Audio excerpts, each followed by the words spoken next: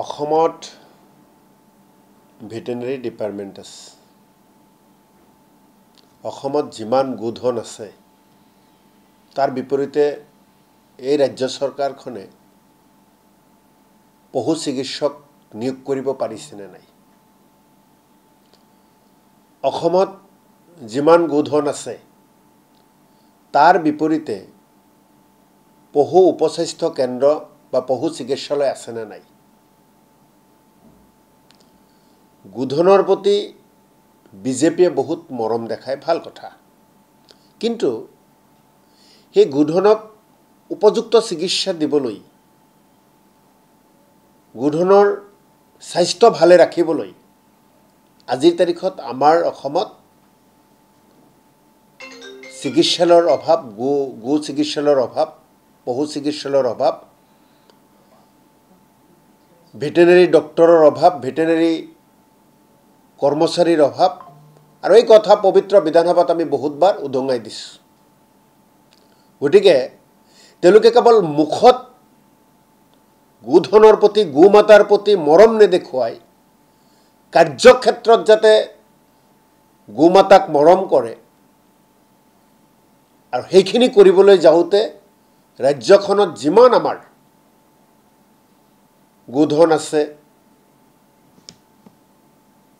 Veterinary ডিপাৰ্টমেণ্টত গোধনৰ বিপৰীতে কিমান চিকিৎসা কৰ্মচাৰী দৰকাৰ, সেইটো এবাৰ হিচাপ কৰক।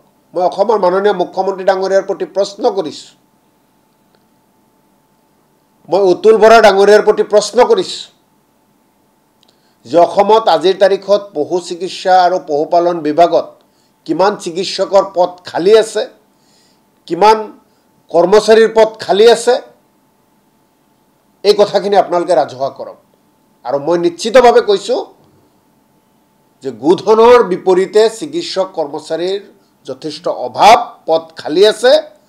পশু চিকিৎসালয় উপস্বাস্থ্য কেন্দ্ৰত আজিৰ তাৰিখত বেমাৰ দেখাবলৈ যায় মানুহে গোধনক লৈ, তাত ঔষধ পাতি নাই, একো দিব নোৱাৰে, অৱস্থা জৰাজীৰ্ণ। গতিকে এই কথাবিলাকত মন দিয়ক।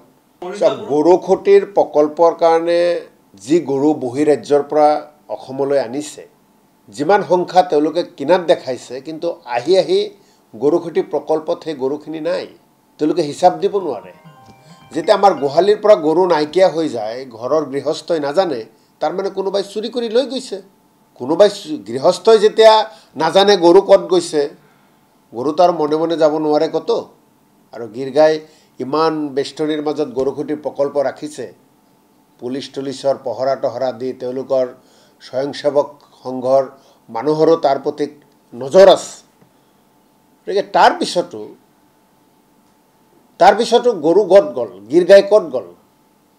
গতিকে যেতিয়া গোহালিৰ পৰা গৰু নোহোৱা হৈ যাব, গৃহস্থই নাজানিব, তাৰমানে কোনোবাই চোৰে নিছে, চোৰ উলিয়াব লাগিব। আৰু চোৰ উলিয়াৰ দায়িত্বটো ৰাজ্য চৰকাৰখনৰ, এই বিভাগৰ, গৰুখটি প্ৰকল্পৰ যিসকল দায়িত্বত আছে তেওঁলোকৰ। গতিকে আজিৰ তাৰিখত অসমৰ ৰাইজে মাননীয় মুখ্যমন্ত্ৰী ডাঙৰীয়াক বহু প্ৰশ্ন কৰিছে, তাৰ উত্তৰ কেতিয়াও নিদিয়ে।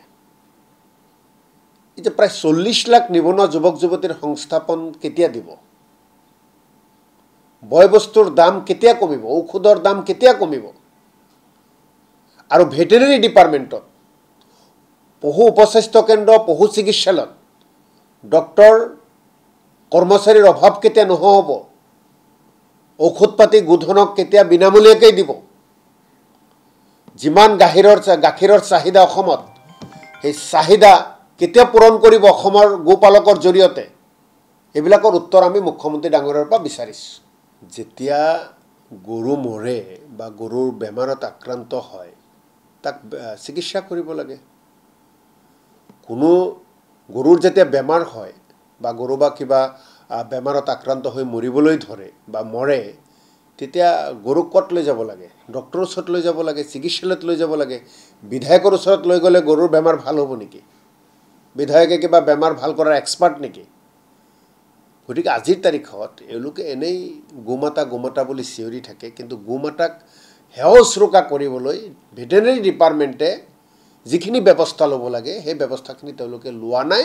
আৰু মই আপোনালোকক নিশ্চিত দি কৈছোঁ যে আজিৰ তাৰিখত গোধনৰ বিপৰীতে যিমান চিকিৎসক কৰ্মচাৰীৰ লাগে তাৰ অভাৱ অসমত আছে চাওক মই আকৌ কৈছোঁ যে তেওঁলোকে মূল বিষয়টো ক'ৰ পৰা নিছে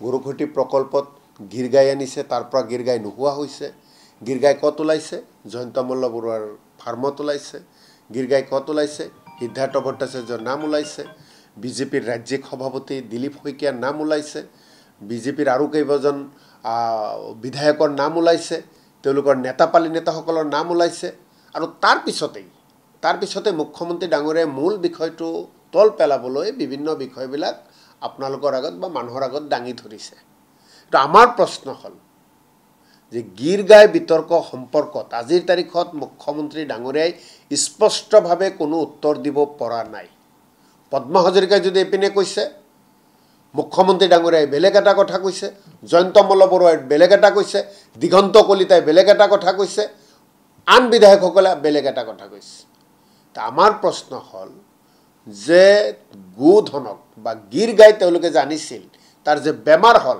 সেই বেমাৰ ভাল কৰিবলৈ অসমত পশু চিকিৎসকৰ অভাৱ নেকি বেমাৰ ভাল কৰিবলৈ পশু চিকিৎসালয়ত ঔষধ দৰৱ পাতিৰ অভাৱ নেকি আমাৰ হেতুৱে প্ৰশ্ন মাননীয় মুখ্যমন্ত্ৰী ডাঙৰীয়াই তাৰ উত্তৰ দিব লাগে